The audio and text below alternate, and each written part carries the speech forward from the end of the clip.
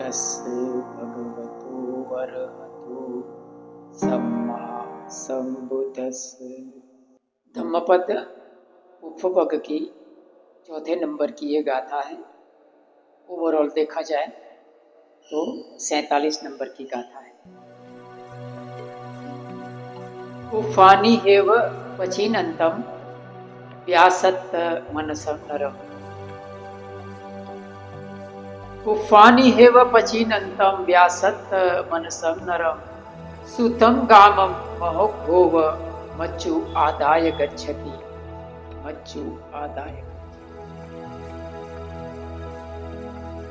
कहने का अर्थ है कि काम भोग रूपी पुष्पों को चुनने वाले आसक्ति में डूबे हुए मनुष्य को मृत्यु वैसे ही बहा ले जाती है जैसे सोए हुए गांव को नदी की प्रचंड बाढ़ बहा ले जाती है। साधु।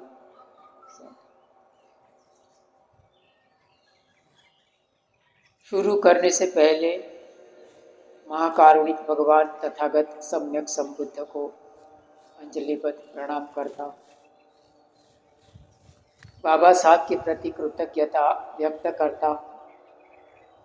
उन्हीं की बदौलत हमारा सामाजिक एवं धार्मिक उत्थान हुआ है।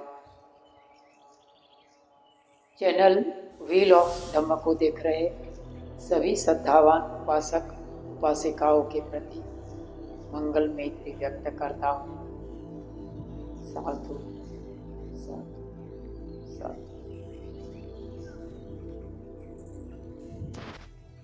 तथागत बुद्ध के धम्म को सबसे बड़ा योगदान दो राजाओं का रहा है, एक बिंबिसार और दूसरा प्रसेनजित। बिंबिसार मगध का राजा हुआ करता था, जिसे आज हम बिहार कहते हैं। उस समय मगध सबसे बड़ा जनपद हुआ करता था। दूसरी तरफ प्रसेनजित कौशल देश का राजा था, जिसे उस समय अवध यानी अयोध्या भी कहा जाता था। शाक्य कुल की राजधानी कपिलवस्तु थी, जो कि नेपाल और भारत की बॉर्डर पर स्थित है। कौशल देश का राजा प्रसेनजित को भगवान तथागत पर बहुत श्रद्धा सम्मान था। तथागत से निकटता बढ़ाने हेतु उसने शाक्य कुल के साथ वैवाहिक संबंध स्थापित करना चाहा।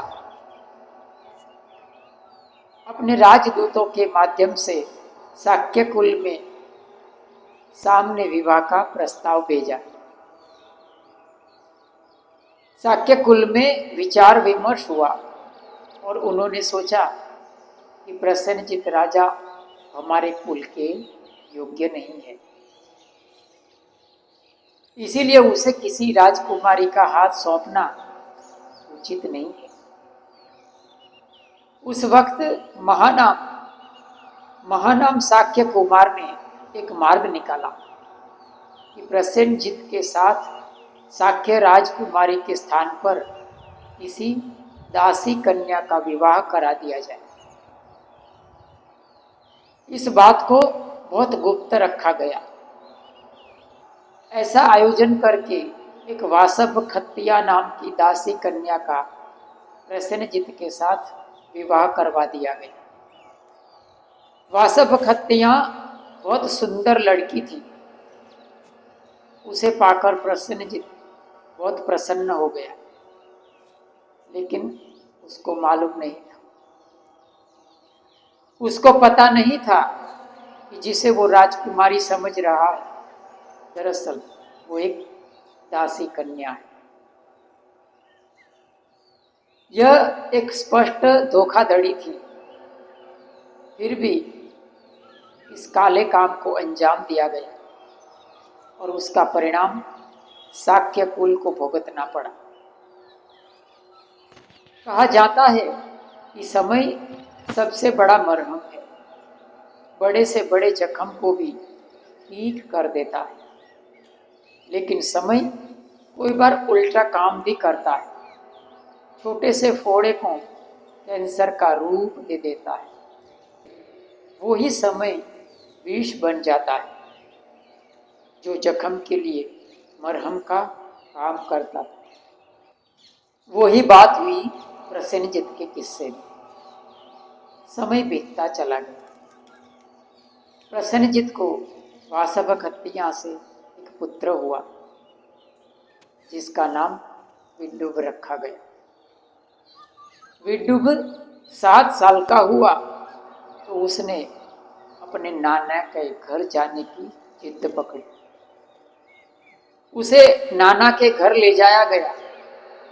विड्डूब की बहुत अच्छी खातिरदारी की गई।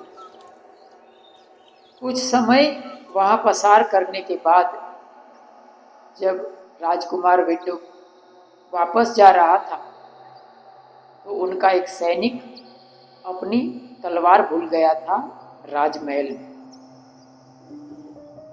उसे वापस लेने के लिए वो सैनिक जाता है तो वो क्या देखता है?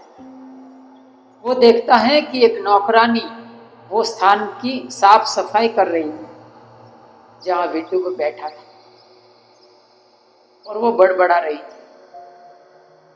चले आते हैं दासी के लड़के स्थान को अपवित्र करने को, जगह को साफ करना पड़ेगा।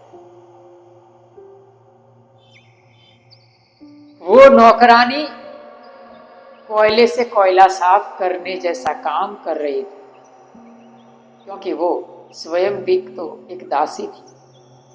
जो जगह दासी से अपवित्र नहीं हो रही थी वो जगह दासी पुत्र से अपवित्र हो गई। बड़ा आश्चर्य है।